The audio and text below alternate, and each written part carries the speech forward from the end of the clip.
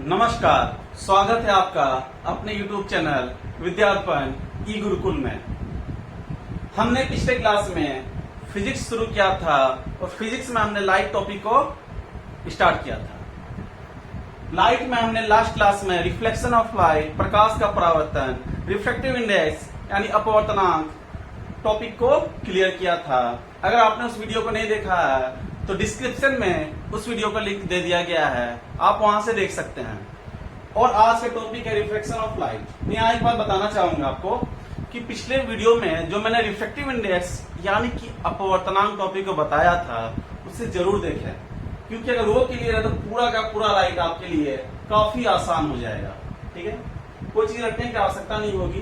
तो short form में थोड़ा आपको बता दो रिफ्रैक्टिव इंडेक्स के बारे में। अपवर्तनांक, कोई मीडियम कितनी ऑप्टिकली डेंसर है और कोई मीडियम कितनी ऑप्टिकली रेयरर है, ये कौन बताता है? Refractive index. कौन माध्यम कितना सघन है, कौन माध्यम कितना विरल है, यह अपवर्तनांक बताता है। जो माध्यम ज्यादा सघन होगी उसका अपवर्तनांक अधिक, और जो कम सघन होगी उसका अपवर्तनांक कम होगा। जिसका जो ज्यादा डेंसर होगी उसकी रिफ्रैक्टिव इंडेक्स अधिक, जो कम होगी उसकी रिफ्रैक्टिव इंडेक्स कम होगी। ओके, जैसे कि एयर एंड वाटर, ज्यादा डेंसर कौन सा है? वाटर। वाटर का रिफ्रैक्टिव इंडेक्स एयर से ज्यादा होगा। वाटर एंड ग्लास, पानी और कांच, ज्यादा सघन कौन सा है? कांच। तो कांच का रिफ्रैक्टिव इंडेक्स यानी अपवर्तनांक पानी से ज्यादा होगा। सिंपल सी बात है। अब रिफ्लेक्शन ऑफ लाइट में मैं 3 केसेस बताऊंगा आपको। केस 1, चीजों को एक्सप्लेन करते समय चित्र का इस्तेमाल ज्यादा किया जाएगा। मैंने आपको कहा भी था चित्र हमेशा याद होते हैं। ये माध्यम 1 है, मीडियम 1, और ये मीडियम 2। माध्यम 1 का अपवर्तनांक μ1, माध्यम 2 का μ2। केस 1 है इफ μ1 इक्वल टू μ2। μ1 क्या है? माध्यम 1 का अपवर्तनांक। μ2 है माध्यम 2 का अपवर्तनांक। अपवर्तनांक यानी refractive index Ri। Refractive index को पूरे लाइट में मैं शॉर्ट फॉर्म Ri से डिनोट करूंगा। Ri मीन्स अपवर्तनांक, रिफ्रैक्टिव इंडेक्स या इंडेक्स ऑफ रिफ्रैक्शन। इसका मतलब μ1 μ2 बराबर है, तो दोनों मीडियम भी सेम है, दोनों का डेंसर लेवल बिल्कुल सेम है। तो रे ऑफ लाइट आई, प्रकाश किरणें आई, मीडियम सेम है, तो स्पीड में कोई इफेक्ट नहीं पड़ेगा। यहाँ मैं आपको एक बात बता दूं, पिछले क्लास में बताया भी गया था, काफी इंपॉर्टेंट है, इसलिए ये फिर से एक बार मैं थोड़ा सा बता देता हूँ। सपोज कीजिए मैं चल रहा हूँ, मीडियम कौन सी है? एयर। मैं तालाब में गया, तालाब में कूद गया और पानी के नीचे जाके चलना मैंने शुरू कर दिया, तो मेरी स्पीड बढ़ेगी या घटेगी? कम होगी। एयर और वाटर में ज्यादा डेंसर कौन सा था? वाटर। तो डेंसर मीडियम में जाने पे मेरी स्पीड कम हुई। तो लाइट में जब डेंसर मीडियम में जाएगी, सघन माध्यम में जाएगी, तो उसकी स्पीड कम हो जाएगी। अब यहाँ देखते हैं, यहाँ मीडियम सेम है, स्पीड में कोई इफेक्ट नहीं पड़ेगा। यहाँ जहां गिरी वहां नॉर्मल, वो सीधे निकल जाएगी। ठीक है, यहाँ तो अपवर्तन हुआ ही नहीं है। अपवर्तन के लिए 2 मीडियम का होना आवश्यक है, डिफरेंट मीडियम का। अब केस 2 में आते हैं, मैं यही लिखता हूं केस 2, μ1 लेस देन μ2। ओके, इसका मतलब ज्यादा सघन कौन सा है? μ2। ओके, ये एयर, ये वाटर। मान लिया हमने। मीडियम सेम होती तो स्पीड में कोई इफेक्ट नहीं पड़ता, तो प्रकाश किरणें सीधी निकल जाती। देखिए, लेकिन मीडियम यहाँ क्या है? डेंसर है, तो स्पीड कम होगी ना। अब एक पत्थर फेंकते हैं, स्पीड में जाती है, स्पीड कम होती है तो झुक जाती है। ये आएगी, रे ऑफ लाइट आएगी, डेंसर मीडियम में जहां इंटर करेगी, स्पीड कम हुई या विलंब की ओर ये झुक गई। इसे कहा गया अविलंब की ओर मुड़ जाती है। तो क्वेश्चन पूछे जाते हैं, ये क्या आपका विरल माध्यम, रेयरर मीडियम, और ये सघन डेंसर। तो आपसे पूछा जाएगा जब प्रकाश किरण विरल माध्यम से सघन माध्यम में जाती है तो क्या होता है? आंसर क्या होगा? अविलंब की ओर मुड़ जाती है, बेंड टुवर्ड्स नॉर्मल। ठीक है, ray of light propagate from rare to denser medium, then what happens? They bend towards normal. अब केस नंबर 3 डिस्कस करते हैं। देखिए यहाँ पे मीडियम चेंज हुई है, तो मीडियम चेंज हुई है तो यहाँ पे अपवर्तन हुआ। केस 3 में जाने से पहले यहाँ पे कुछ टर्म देख लेते हैं। ये जो थी नॉर्मल यानी कि अभिलंब, ये है आपकी इंसिडेंट रे यानी कि आपतित किरण, फर्स्ट क्लास में मैंने बताया भी था। और ये जो है वो है अपवर्तित किरण, मीन्स रिफ्लेक्टेड रे। ओके, इसके बीच एक एंगल बना, इसे आई नाम दिया गया, और इसके बीच जो बना उसे हमने आर कहा। आई क्या है? Angle of incidence. आई क्या है? आपतन कोण। आर क्या है? आर आपकी है, एंगल आर जो है वो है आपकी एंगल ऑफ रिफ्रैक्शन यानी कि अपवर्तन कोण। अपवर्तित किरण और अभिलंब के बीच बना है, इसलिए अपवर्तन कोण। ठीक है, अब आते हैं केस 3 में। इफ μ1 ग्रेटर देन μ2, ज्यादा डेंसर मीडियम कौन सा हुआ? μ1। ये μ1 है, मीडियम 1 एंड मीडियम, ये पानी, ये हवा। अब नदी के अंदर चले गए और टॉर्च जलाया, light air water to air जा रही है, सिंपल सी बात है। यहाँ पे सघन माध्यम कौन सा हुआ? ये डेंसर मीडियम, रेडर मीडियम। रे of light I, medium same होती तो सीधी निकलती, यहाँ नॉर्मल ड्रॉ कर दिया जहां पे गिरी, ये नॉर्मल है। मीडियम सेम होती तो सीधी निकल जाती, टोटल लाइन से दिखाया। मीडियम चेंज हुई, डेंसर टू रेडर आई, विरल माध्यम में आई तो स्पीड क्या होगी? बढ़ जाएगी, तो ये विलंब से दूर भाग जाएगी। जस्ट केस 2 का उल्टा। ये जो एंगल बना आर और ये जो एंगल बना आई, ठीक है। एंगल के नाम वही हैं जो कि केस 2 में थे। एंगल आर मैंने लिखा कहा है, आपतन कोण, इंसिडेंट रे, रिफ्लेक्टेड रे। यहाँ एक बात ध्यान रखिएगा, इसके भी 2 रूल होते हैं।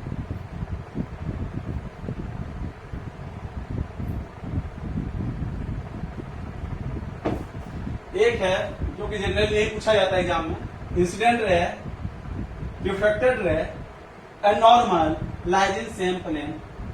आपतित किरण, अपवर्तित किरण और अभिलंब तीनों एक ही तल में होते हैं। और दूसरा रूल जो है वो काफी इंपॉर्टेंट है, वो एंगल ऑफ इंसिडेंस और एंगल ऑफ रिफ्लेक्शन के बीच का रिलेशन है। तो ये होती है μ1 sin I equal to μ2 sin R। अब देखिए μ1 sin I equal to μ2 sin R। इसे आप लिख सकते हैं sin I upon sin R equal to μ2 upon μ1। आप देखिए कई बुक में सिंपली इसे इस तरीके से लिख दिया जाता है, न्यू एग्जैक्ट बात किया जाए तो μ21 लिखा जाएगा, ठीक है। और इसे ही ये हो गया सारा, इसे ही कहा जाता है स्नेल का नियम, स्नेल्स लॉ। ये थोड़ा सा डिटेल में मैंने लिख दिया इसीलिए कि कई बार स्पेशली आपने देखा होगा कि रेलवे पिछले कुछ समय से फिजिक्स के लेवल को हाई कर रहा है, साइंस में टफ टफ क्वेश्चन पूछे जा रहा है। तो कई बार आपसे पूछ दिया गया कि प्रकाश की किरण हवा से या पानी से कांच में जा रही है, ठीक है ना। Ray of light propagate from water to glass, और इंसिडेंट एंगल ऑफ इंसिडेंस आपतन कोण दे दिया गया है, और आपसे अपवर्तन कोण पूछा गया। ये क्या है? अपवर्तन कोण यानी एंगल ऑफ रिफ्रैक्शन। μ2 और μ1 दिया होगा, दोनों मीडियम का रिफ्रैक्टिव इंडेक्स आपको गिवन होगा। 3 चीजें पता है तो चौथी चीज आसानी से निकल जाए। ये फायदा होता है डिटेल में पढ़ने। अब इतना कुछ होने के बाद थ्योरी पोर्शन,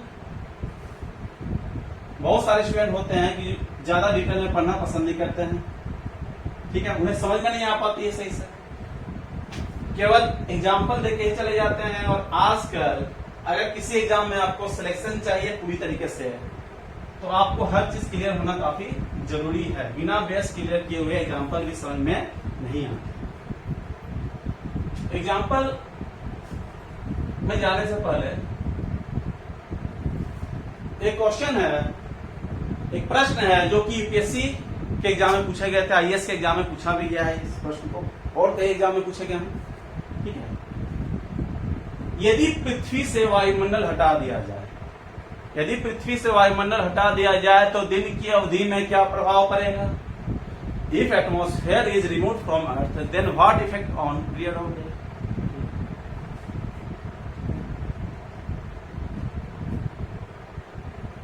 अब तक आप लोग जो भी पढ़े होंगे मजा आ रहा होगा आप लोगों को, उम्मीद करता हूं, ठीक है। अब तो आपका शुरू हो चुका है, अच्छे से आप हम एग्जाम्पल की तरफ जाएंगे, काफी अच्छे अच्छे चीजें आपके सामने आएंगी।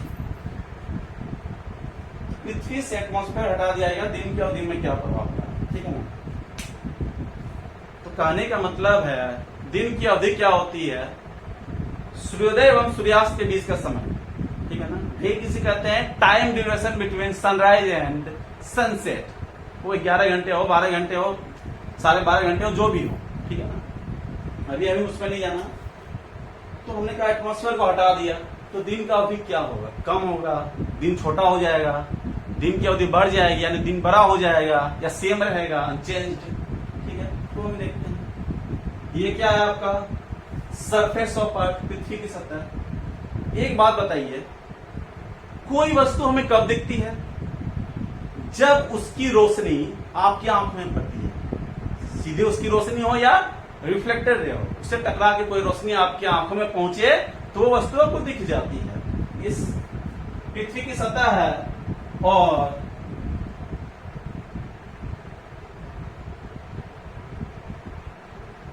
देखिए ये कोई व्यक्ति है, काफी खूबसूरत चित्र बना है। आप चिंता ना करें, इस तरह के काफी अच्छे अच्छे चित्र आपको देखने को मिलेंगे। अभी तो शुरुआत हुई है। एक्चुअली क्या होती है कि जनरल लाइफ की चीजें आप आसानी से समझ में आती है, ठीक है ना। ये एटमॉस्फेयर है, यहां सन है, सूर्य,